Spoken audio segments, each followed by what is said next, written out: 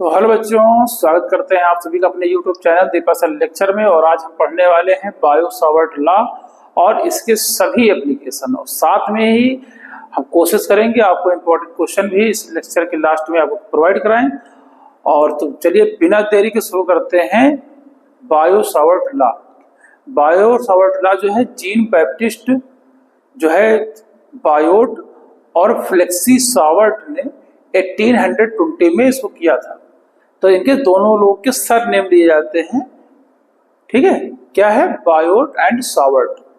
तो बायोट और सावर्ट का उसी नेम से इसका लॉ भी है। तो बायो सावर्ट ने 1820 में जो एक्सपेरिमेंट किया, जो बातें बताई मैग्नेटिक फील्ड को लेके, उसी लॉ को कहा जाता है बायो सावर्ट लॉ, ठीक है। तो चलिए शुरू करते हैं बायो सावर्ट लॉ क्या होता है। देखिए बायो सावर्ट लॉ कैसे हम डिफाइन करते हैं कि जैसे एक कंडक्टिंग वायर है, कंडक्टिंग वायर है और इसमें एक करंट जो है वो फ्लो हो रही है हमारी। तो जैसे ही इस पे करंट फ्लो होती है बच्चों, तो ये समझेंगे कि इस वायर के अलोंग क्या होगी, एक मैग्नेटिक फील्ड बनेगी। मैग्नेटिक फील्ड कैसे बनेगी? तो राइट हैंड कर्ल रूल लगाएंगे, in the direction of wire जो है जिधर करंट फ्लो हो रहा है थंब करेंगे और अंगुलियों को घुमा देंगे। तो हमें समझ में आएगा कि इस तरफ जो है मैग्नेटिक फील्ड अंदर जा रही है, यानी इनवर्ड है, और इधर आउटवर्ड है। तो उसके लिए हम सबसे पहले एक छोटा सा सेक्शन यहाँ पे ले लेते हैं लेंथ का। ये है हमारे जिनमें डीएल लेंथ ले लिया, और थोड़ा सा सेक्शन हमने लिया है पूरी लेंथ ऑफ वायर का। और यहां से देखते हैं कि आर डिस्टेंस पर कोई पॉइंट क्या है, पी है, और इसके साथ लेंथ के साथ जो एंगल है वो थीटा है। तो यहाँ पर इंटेंसिटी ऑफ मैग्नेटिक फील्ड कहीं ना कहीं कहाँ है, अंदर की तरफ। तो इसके लिए आप जो लिटिल मैग्नेटिक फील्ड बन रही है उसको आप क्रॉस सेंटर को दिखा सकते हैं। और अगर आप इसके इधर भी देखना चाहें कि मैग्नेटिक फील्ड कैसी होगी, तो आप आराम से इस चीज को बता सकते हैं। अगर इस पे आप मैग्नेटिक फील्ड बनाना चाहें तो कैसी बनेगी, उस पॉइंट के लिए अगर आप मैग्नेटिक फील्ड ड्रा करना चाहें तो यहाँ पे जो मैग्नेटिक फील्ड बच्चों बनेगी वो कैसी बनेगी। अगर इस पॉइंट पे हम ड्रा करें तो देखिए उंगलियां ऐसे घुमाएंगे आप तो बाहर तरफ आ रही है। तो इसका मतलब कहीं ना कहीं जो मैग्नेटिक फील्ड बनेगी यहाँ पर किस तरह बनेगी, आउटवर्ड बनेगी, जब करंट जो है वर्टिकली यानी अप डायरेक्शन में फ्लो हो रही है। तो इसके जो मैग्नेटिक फील्ड बनेगी बच्चों वो कितनी होगी, यही लॉ, यही चीज बताई थी बायोट और सावर्ट लॉ ने। तो यहाँ पे इसको हम समझेंगे कि क्या होता है। तो एक्सपेरिमेंटल ये देखा गया कि जितनी भी इंटेंसिटी मैग्नेटिक फील्ड है वो डायरेक्टली प्रोपोर्शनल टू है करंट, यानी जितना ज्यादा सर्किट में करंट फ्लो होगा मैग्नेटिक फील्ड उतनी ही ज्यादा बनेगी। दूसरी चीज क्या बताई इन्होंने कि इंटेंसिटी ऑफ मैग्नेटिक फील्ड जो है वो डायरेक्टली प्रोपोर्शनल टू लेंथ भी होता है, यानी जितना ज्यादा लेंथ उतना ज्यादा इंटेंसिटी ऑफ मैग्नेटिक फील्ड। ऐसे ही साइन थीटा को बताया कि साइन की वैल्यू जितनी मैक्सिमम होगी उतना ज्यादा जो है इंटेंसिटी ऑफ मैग्नेटिक फील्ड होगा। फोर्थ कंडीशन जो बताया कि जो डिस्टेंस है, ये इस वायर से जिस पॉइंट के लिए आप मैग्नेटिक फील्ड यहाँ पे देख रहे हैं, ये डिस्टेंस जितना आप बढ़ाते जाएंगे उतना कहीं ना कहीं इंटेंसिटी ऑफ मैग्नेटिक फील्ड कम होती जाएगी। और कितना कम होती जाएगी ये बताएगी कि इसके स्क्वायर के इनवर्सली प्रोपोर्शनल होता है। तो कहीं नहीं स्क्वायर फॉर्म में इंटेंसिटी ऑफ जो है मैग्नेटिक फील्ड कम होता जाएगा। इन सभी चीजों को हम जब मर्ज करते हैं तो फॉर्मूला आ जाता है हमारे पास आईडीएल साइन थीटा और अपॉन आर स्क्वायर। हमें सबको पता है कि जब भी प्रोपोर्शनल का सिंबल हटाएंगे तब तब एक कांस्टेंट आएगा। वो कांस्टेंट क्या होगा हमारा, dB इक्वल टू, यहाँ पे कांस्टेंट हम लेके आएंगे म्यू नॉट अपॉन 4 पाई, और आगे i dl sine theta upon r square. तो ये हमारा जो है यही इतना ही है हमारे उसमें इसमें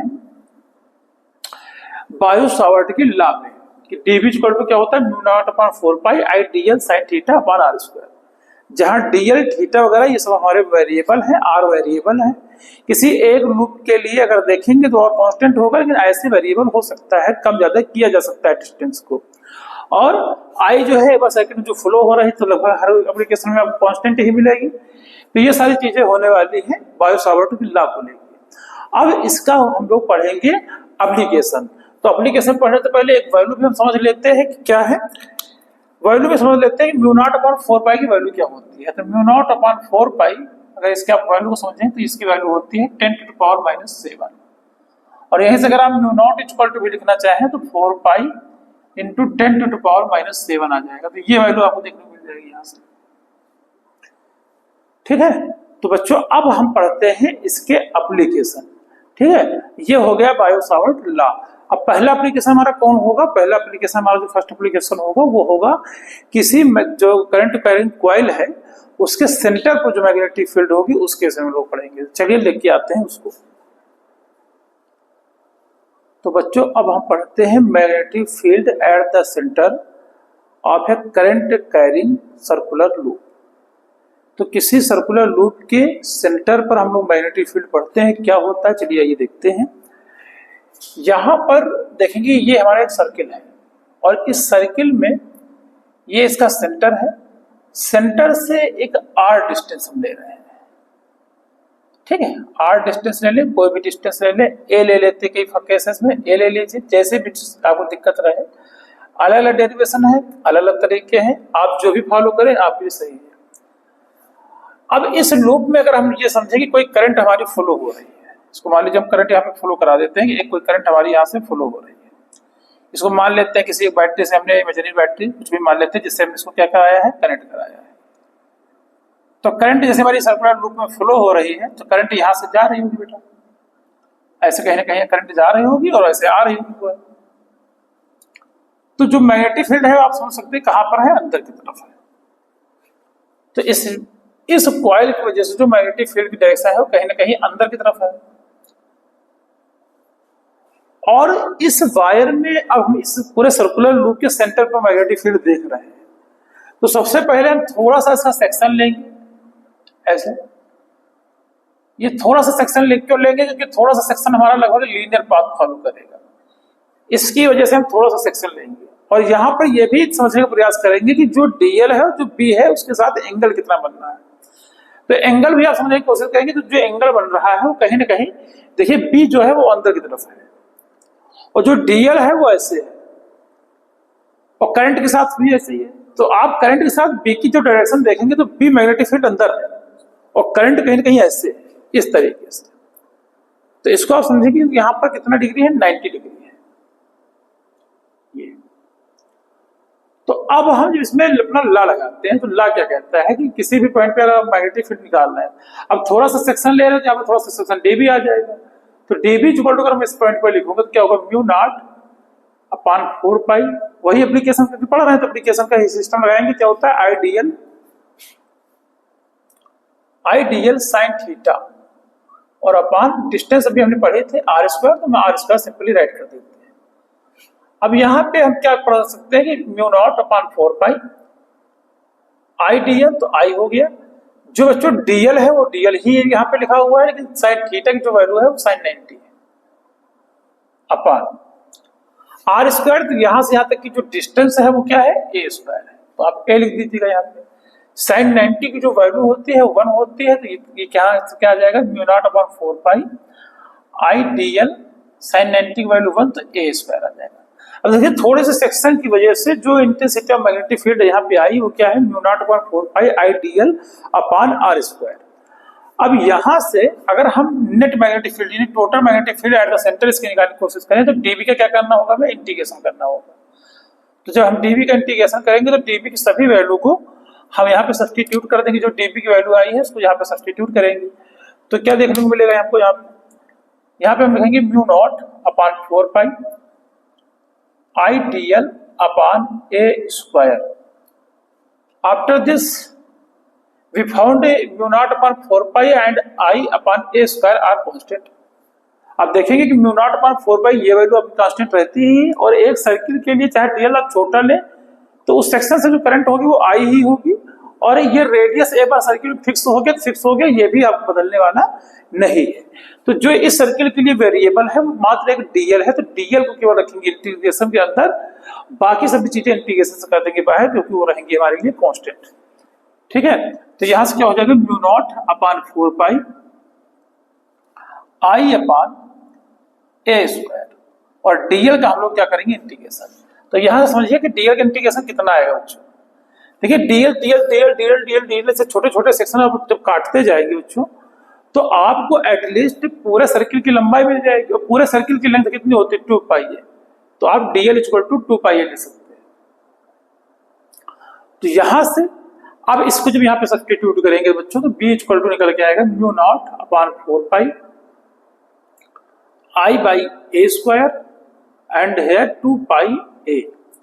यहां से हमारा एक a और एक कैंसिल हो जाएगा और एक पाई से एक पाई कैंसिल हो जाएगा, 2 1 जा 2 2 2 जा 4, यानी कि टोटल जो वैल्यू आ जाएगी वो आ जाएगी mu not I upon 2a। ये वैल्यू हमें देखने को मिल जाएगी। ये वैल्यू कहां पर होगी? एट द सेंटर पर। अब यहाँ पे ये केवल एक टर्न के लिए, मान लो ऐसे ही कई सारे टर्न इसके ऊपर एसेस किए जाए, कई सारे टर्न इसके ऊपर बनाए जाए, 1 2 3 4 5, तो जैसे एक टर्न बनाया जाए तो उसके लिए यही है। अगर 2 टर्न उसके ऊपर बनाए जाते हैं, मतलब एक कॉइल बनाया जाए तो ठीक, उसके लिए ठीक। 2 बनाए गए तो 2 से मल्टीप्लाई करना पड़ेगा। 3 अगर उसी के ऊपर एक किए गए तो 3 से मल्टीप्लाई करना पड़ेगा। 4 के लिए 4 से। ऐसे ही अगर n टर्न इसके ऊपर किए जाए, तो if n turn in loop, अगर लूप में n टर्न है, देन बच्चों इसको सिंपल हम लोग n से मल्टीप्लाई कर देंगे तो mu naught ni upon 2a हो जाएगा।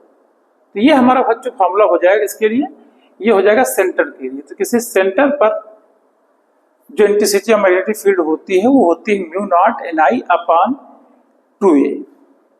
अब हम बच्चों इसका एप्लीकेशन लेते आते हैं कि एक सर्कुलर लूप के एक्सिस पर जो है इंटेंसिटी ऑफ मैग्नेटिक फील्ड क्या होती है। चलिए उसको लेके आते हैं।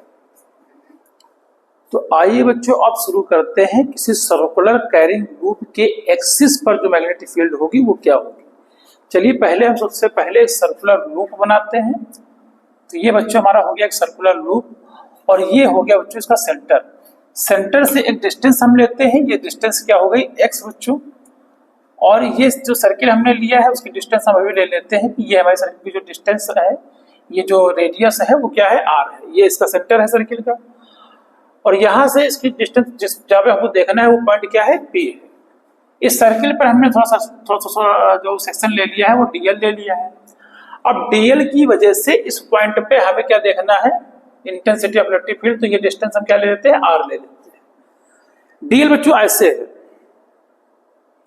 अब ये चलो समझ लीजिए कि करंट कैसे फ्लो हो रही है। करंट ऐसे फ्लो हो रही है, सो समझ लीजिए किसी करंट, मान लो यहाँ पे किसी से हमने दिया होगा ना इसको करंट किसी सर्किट से, तो मान लीजिए इसको करंट ऐसे किसी बैटरी से इसको करंट दिया है, यहाँ पे कोई की लगा देते हैं।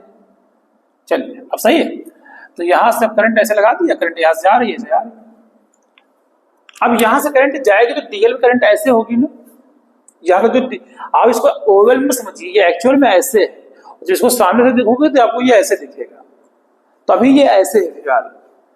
तो यहाँ जब डीएल आएगा तो उसमें जब डीएल यहाँ पर होगा आपका, और इस पर करंट क्या जा रही होगी आपके इधर जा रही होगी, तो उसके डायरेक्शन में आपको थंब पुट अप कर देना है।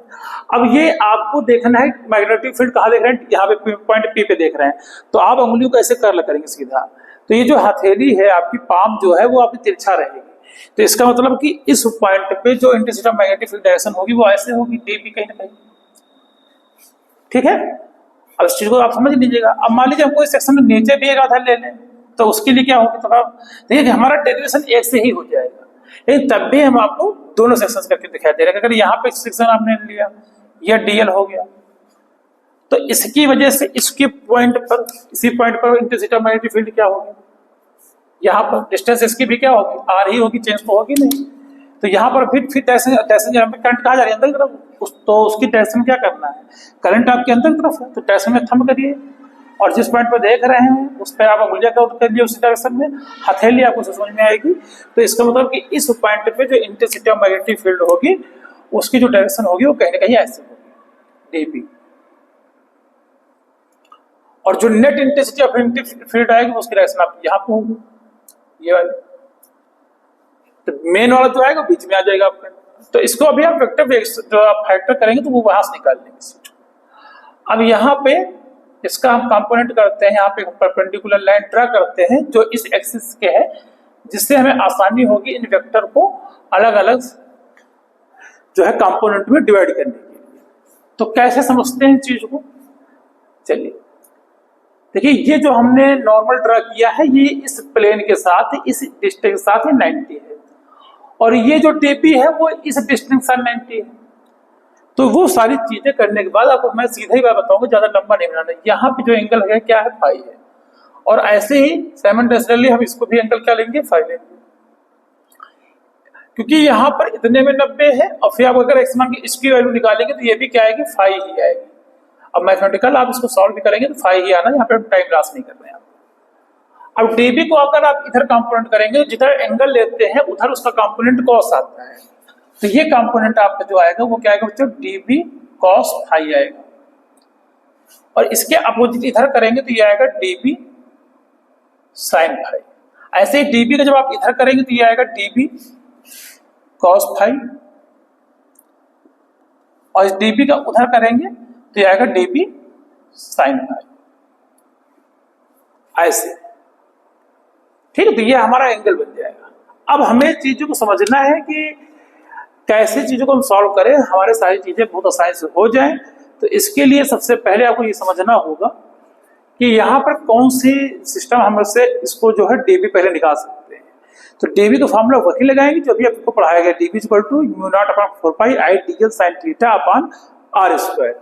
अब यहाँ पे जो साइन थीटा है वो कितना है वो आपको समझना होगा पहले। तो समझिए कि जो डीबी की वैल्यू हम लिखेंगे वो क्या होगी, dB equal to mu not upon 4 pi i dl sine theta upon r square. ये तो बेटा समझिएगा कि यहाँ एंगल ये जो बन रहा है ये आई और डीएल के साथ कितना एंगल बन रहा है। देखिए डीएल ऐसे ऐसे जो है, और जो थीटा आप देख रहे हैं उसमें क्या था कि मैग्नेटिक फील्ड के साथ कितना एंगल बना रहा होगा। तो थीटा अगर आप डीएल के लिए देखेंगे तो यहाँ पे जो साइन थीटा की वैल्यू है वो आप समझेंगे डीएल के साथ। तो डीएल आपका ऐसे है, मैग्नेटिक फील्ड ऐसे है, तो कहीं ना कहीं यहाँ पे जब एंगल बनेगा तो वो डीएल ऐसे, डीएल आपका ऐसे है, ये ऐसे है, तो इनके बीच जो एंगल बनेगा वो 90 डिग्री ही बनेगा। आप ऐसे समझेंगे तो ये डीएल ऐसे है, ये वाला पॉइंट आपका ऐसे है, ये ऐसे, डीएल आपका ऐसे, ये ऐसे, तो इनके बीच जो एंगल बनेगा वो 90 डिग्री ही बनेगा। तो साइन थीटा की वैल्यू कहीं ना कहीं यहाँ पे कितनी देखने मिल जाएगी आपको, साइन 90 मिल जाएगी देखने। तो साइन 90 की वैल्यू क्या हो जाएगी, फिर से 1 हो जाएगी अगेन। तो कहीं ना कहीं डीबी की जो वैल्यू आपको मिलेगी देखने को, वो मिलेगी mu not upon 4 pi i DL और अपॉन आर स्क्वायर। और यही सेम वैल्यू आपको नीचे वाले डीएल से भी मिल जाएगी। यानी कहीं ना कहीं दोनों डीबी की वैल्यू सेम ही होने वाली है, चाहे आप वहां से निकालें और चाहे यहां से निकालें, तो दोनों सेम होने वाले। तो करना क्या है, अब इसको हम बताते हैं कि तो पहले आप ये समझिएगा कि यहाँ पे ये डीबी कॉस फाई दोनों अपोजिट कंपोनेंट है, और चूंकि दोनों के मैग्नीट्यूड आपको सेम मिलेंगे, यानी अगर मैं ये कह दूं कि ये डीबी ऊपर वाला ये है और नीचे वाला डीबी डैश कुछ नया मान ले, तो डीबी और डीबी डैश में कोई चेंज नहीं होगा।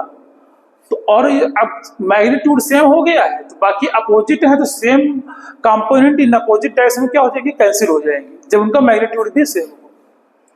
अब यहाँ पे डीबी साइन फाई दोनों एक ही डायरेक्शन में है, तो कई सारे बुक में ये कहा जाएगा कि ये दोनों जुड़ जाएंगे तो ऐड हो जाएंगे, सही है, लेकिन हमें ऐड करने की यहाँ पे कोई नीड नहीं है, हमारा एक से भी काम चल जाएगा। अगर हम इसको ऐड करके करते हैं तो क्योंकि हमने 2 कंपोनेंट लिए हैं, तो हाफ सर्किल का जो है हमें वो डेरिवेटिव जो है इंटीग्रेशन करना पड़ेगा, और ऐसे एक ही आप लेके चले जाएंगे तो एक से ही हमारा पूरा काम हो जाएगा। तो हम एक को ही लेके चल रहे हैं, ज्यादा कुछ करने की जरूरत नहीं है। हम भी एक्सिस पे चीजों को समझ रहे हैं कि एक्सिस पे कितना निकालना है।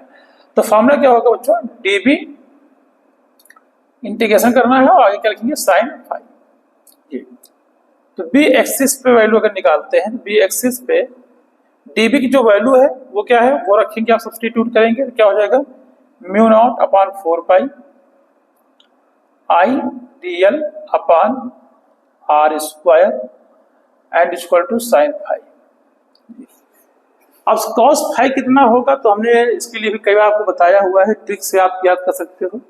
एक ट्रिक है कि पंडित बद्री प्रसाद हैंडसम है बहुत, तो यहां से आप साइन की वैल्यू क्या होगी, परपेंडिकुलर अपॉन हाइपोटेन्यूज, ठीक है। तो जो परपेंडिकुलर है फाई के लिए निकालोगे तो ये हो गया, और हाइपोटेन्यूज क्या हो गया, ये हो गया। तो ऐसे केस में परपेंडिकुलर अपॉन हाइपोटेन्यूज क्या हो जाएगा, ए बाई आर। तो यहां से आप साइन फाई की वैल्यू क्या बता सकते हैं, साइन फाई की वैल्यू हो जाएगी ए बाई आर, और इस आर की वैल्यू क्या हो जाएगी, यहाँ पे समझ लीजिए आर की वैल्यू क्या लिख सकते हो आप, आर ये आपका हाइपोटेन्यूज है, तो आप आर इक्वल टू लिख सकते हो अंडर रूट ए स्क्वायर प्लस एक्स स्क्वायर। ठीक है, चलिए इसको मैं और बता देता हूँ यहाँ पे। तो आर इक्वल टू जब ये हो जाएगा तो इसको आप फर्दर लिख सकते हो ए स्क्वायर प्लस एक्स स्क्वायर की पावर 1/2, यानी कि 1/2 में भी लिख सकते हो। और जो साइन फाई की बच्चे वैल्यू हो जाएगी वो क्या हो जाएगी, वो हो जाएगी हमारी परपेंडिकुलर अपॉन हाइपोटेन्यूज। तो परपेंडिकुलर हमारा ए है और हाइपोटेन्यूज क्या है, एक्स है। सॉरी, जो है परपेंडिकुलर हमारा ए है और हाइपोटेन्यूज जो है हमारा क्या है, आर है। अब यहां से बच्चों आर की वैल्यू को फिर से हम क्या लिख सकते हैं, सीधा सीधा अगर आप समझने की कोशिश करें तो क्या लिख सकते हैं, आर की वैल्यू को हम लिख सकते हैं वही जो यहाँ पे लिखा था under root a by a square plus x square power क्या लिख सकते हैं, 1/2 लिख सकते हैं। सारी वैल्यू यहाँ पे सब्स्टिट्यूट करेंगे तो क्या हो जाएगा, B axis equal to mu not upon 4 pi i dl and r square को आप लिख सकते हैं। तो जैसे यहाँ पे आर स्क्वायर बेटा करेंगे तो आर स्क्वायर से क्या होगा, ये रूट कैंसिल हो जाएगा तो क्या हो जाएगा, a square plus x square बराबर आ जाएगा। तो डायरेक्ट हम इसकी प्लेस पे क्या लिख सकते हैं, ए स्क्वायर प्लस एक्स स्क्वायर लिख सकते हैं और इसकी पावर लिख सकते हैं 1। क्यों लिख रहे हैं ऐसा 1, अभी आपको समझ में आ जाएगा। साइन फाई वैल्यू क्या लिख सकते हैं, ए अपॉन ए स्क्वायर प्लस एक्स स्क्वायर और इसकी पावर लिख सकते हैं 1/2।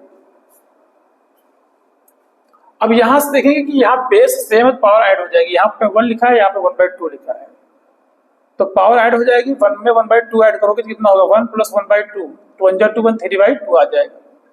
ठीक है, तो यहां से हो जाएगा बी एक्सिस पे आपका equal to mu not upon 4 pi i d l a upon यहां हो जाएगा ए स्क्वायर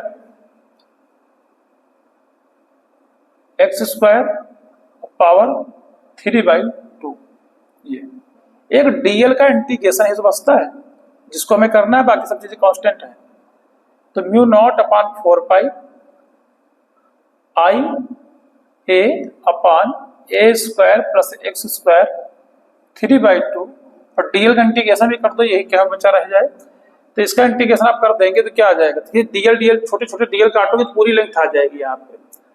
तो क्या आ जाएगा, B axis equal to mu not upon 4 pi i और ए, यहाँ इसका इंटीग्रेशन क्या आ जाएगा, 2 पाई है, पूरे सर्किल की लंबाई आ जाएगी 2 पाई है और यहाँ हो जाएगा a square plus x square power 3/2।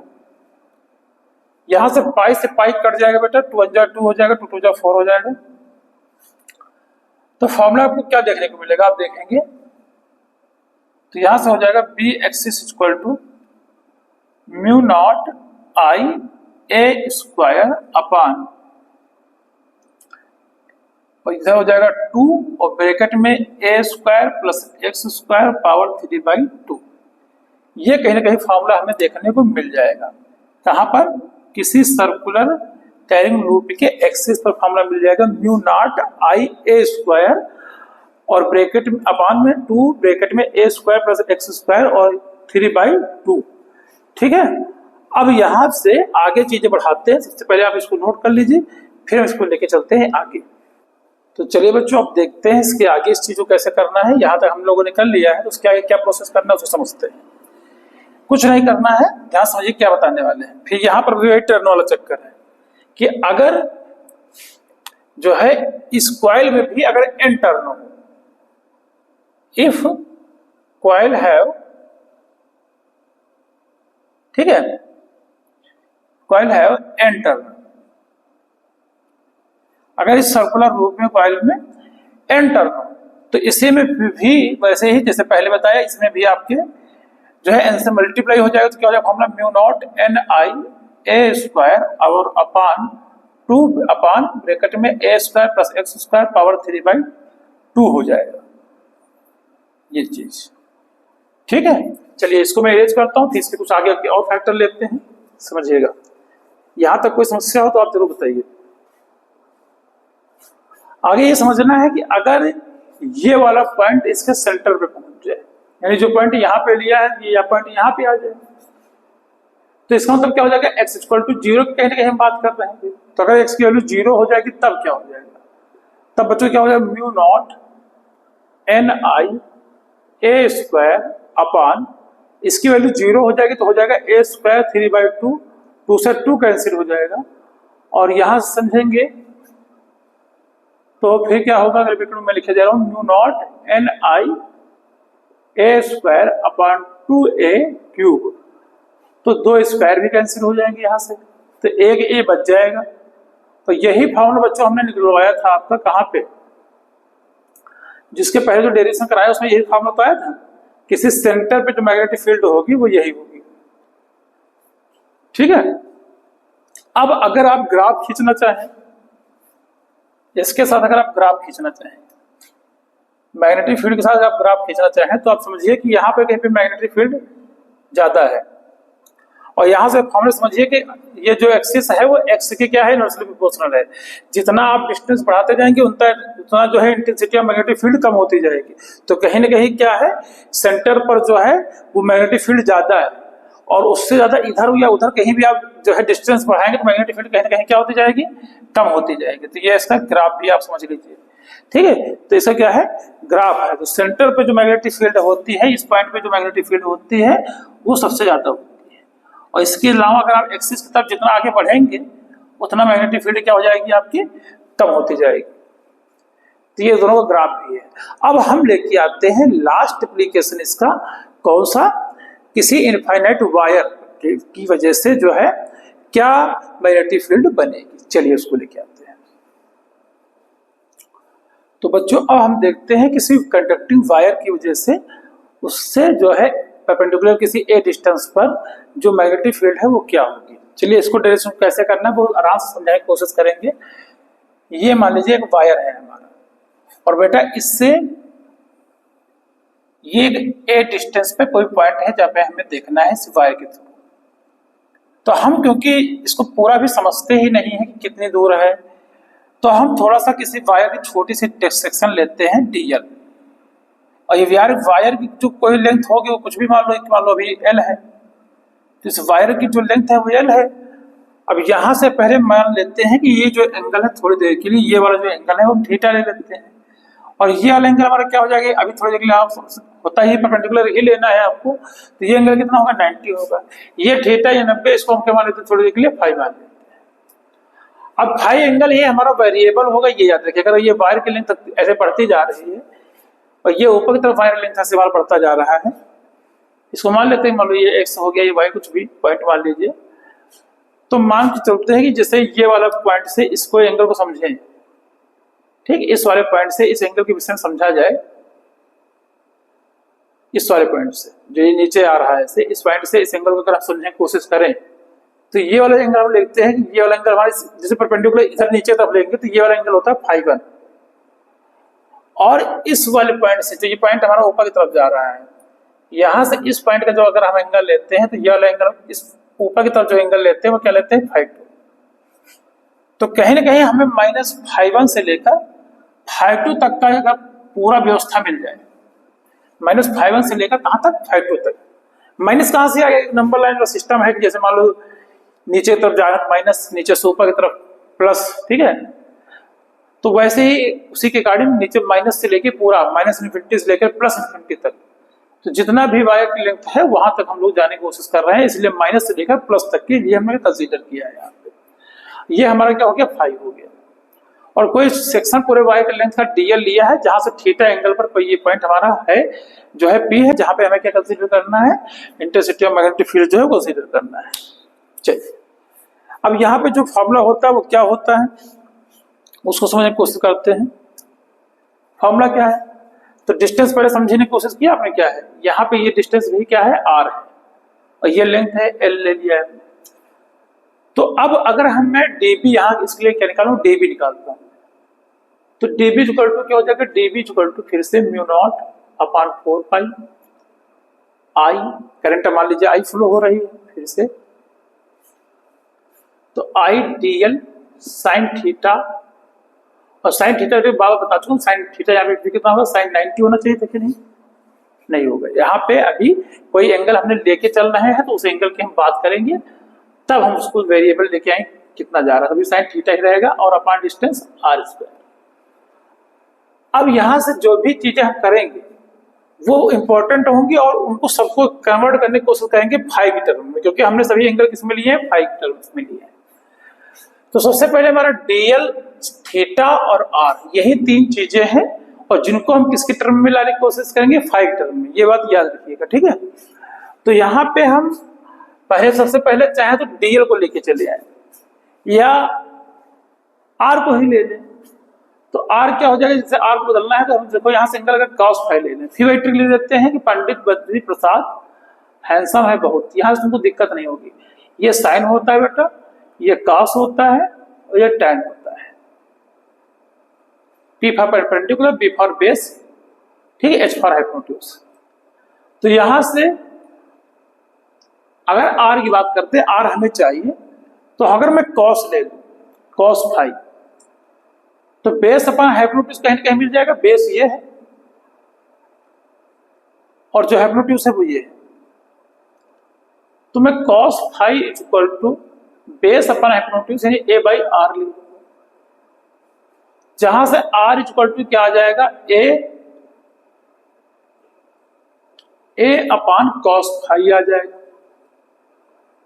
तो r इक्वल टू ये cos फाई ऊपर जाएगा क्या आ जाएगा, a sec फाई आ जाएगा, ठीक। अब मैं डीएल की बात करता हूं, तो कहीं ना कहीं हमें एल चाहिए होगा और ये कैसा कंपोनेंट है, आप समझो ये हमारा कंपोनेंट है, परपेंडिकुलर कंपोनेंट है। तो हम इसके लिए करें tan ले लें, क्या ले लें, tan। तो tan क्या होता है, परपेंडिकुलर अपॉन बेस, परपेंडिकुलर फिर से एल है और बेस क्या है, ए है। तो tan फाई हम लेके चल रहे हैं, तो tan फाई क्या हो जाएगा हमारा, एल बाई ए।